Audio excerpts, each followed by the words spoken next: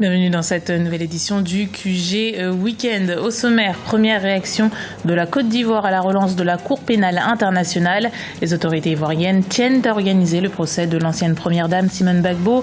Le transfert à La Haye n'est pas envisagé. Immersion au sein de la ville de Malabo 2, une cité entièrement bâtie pour décongestionner la capitale équato-guinéenne de Malabo. En 10 ans d'existence, la ville quitte progressivement son statut d'annexe pour prendre une véritable identité. Le salon Boucle d'Ébène revient pour une 5e édition à Paris à partir de ce samedi. L'événement est entièrement consacré à la culture afro-caribéenne, mais aussi la coiffure, la beauté, la mode, la gastronomie, l'éducation seront mises à l'honneur. Mais d'abord, début des consultations nationales ce samedi en République démocratique du Congo. Le président Joseph Kabila s'entretiendra avec des membres de la société civile, des chefs de communautés religieuses ou encore des représentants de partis politiques. Le but de cette démarche est de préparer le pays à l'horizon 2016, date de l'élection présidentielle, où le chef de l'État ne pourra pas se représenter une nouvelle fois. Les principaux partis d'opposition ont, eux, déjà choisi de boycotter ce rendez-vous.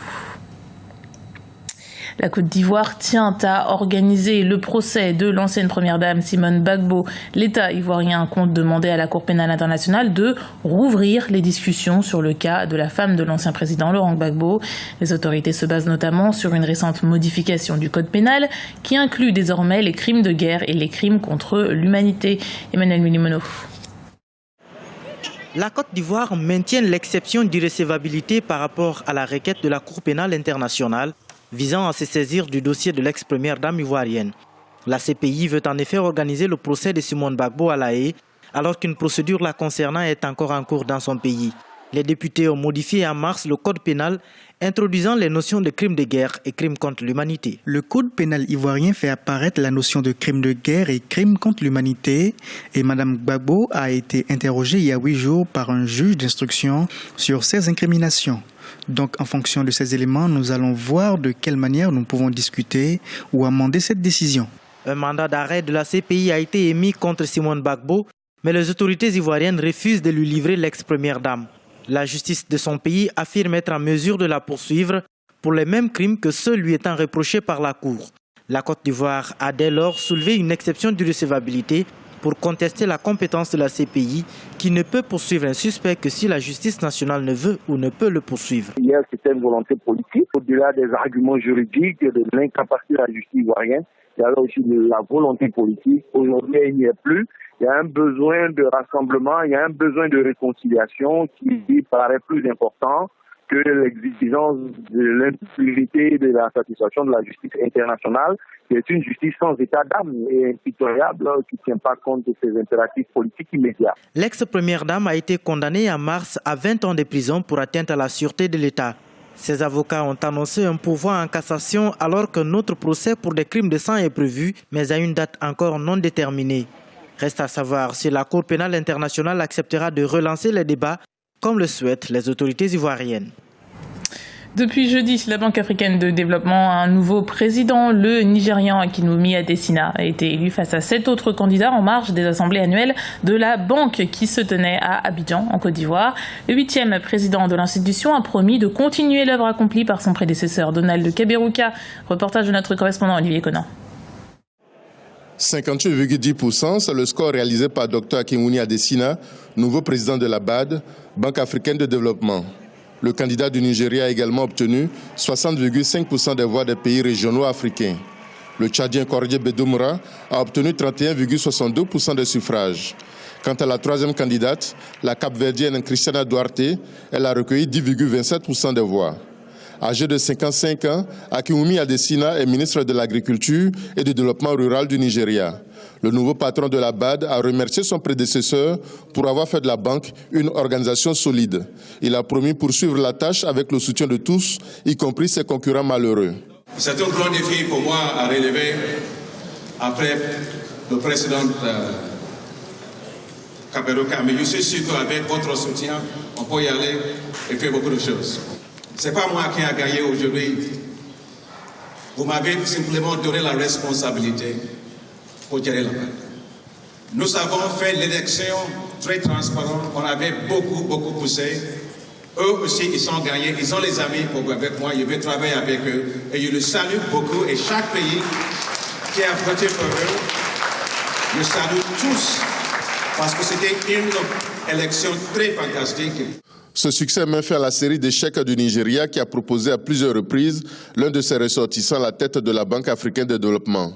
Selon la ministre nigériane des Finances, c'est un succès pour l'Afrique. C'est merveilleux, nous sommes si contents, nous remercions Dieu. Le Nigeria a brisé la malédiction de 50 ans. Nous allons pour la première fois diriger cette institution et nous sommes très contents. Nous allons réussir. Akiwumi est un visionnaire, un homme fort, dynamique, quelqu'un qui sait comment l'économie fonctionne réellement. Avec cette élection, le Nigérien Akinwumi Adesina devient le 8e président de la Banque africaine de développement.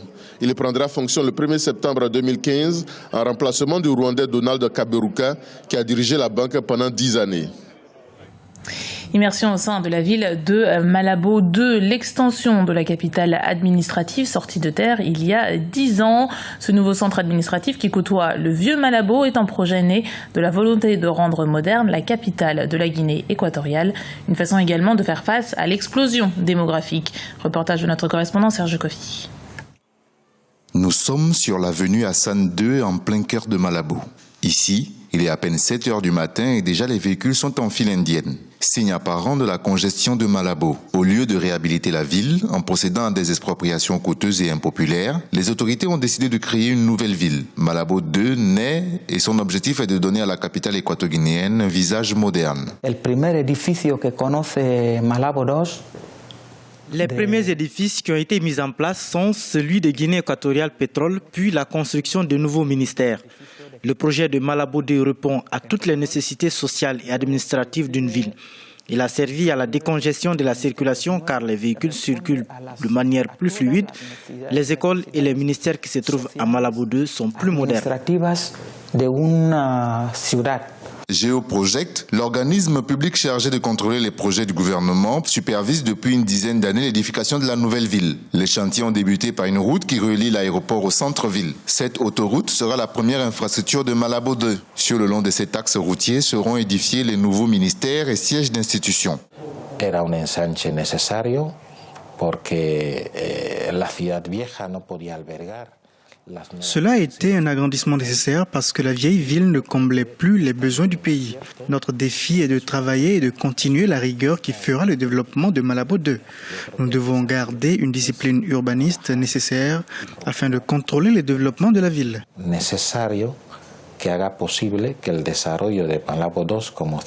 Avec une population estimée à 150 000 habitants et qui est d'ailleurs appelée à doubler d'ici 20 ans, Malabo 2, l'extension de la capitale équato-guinéenne, symbolise aujourd'hui le décollage économique du pays. La capitale française, Paris, accueille la 5e édition du salon Boucle d'Ébène. L'événement se tiendra du 30 mai au 1er juin 2015. Un rendez-vous entièrement dédié à la communauté afro-caribéenne. Aminata Jack. La 5e édition du salon Boucle d'Ébène s'ouvre ce samedi 30 mai au 104 à Paris, la capitale française. L'événement met le cheveu afro à l'honneur et s'adresse à un large public. Amateurs et professionnels s'y retrouvent. Cette année, la grande rencontre de la culture afro-caribéenne s'articule autour de 6 univers: beauté et coiffure, mode et déco, culture et éducation, business et société, gastronomie et médias. Au programme des conférences, des débats, des ateliers de coiffure, des défilés de mode, des ventes de produits de beauté et de vêtements. On met un accent particulier sur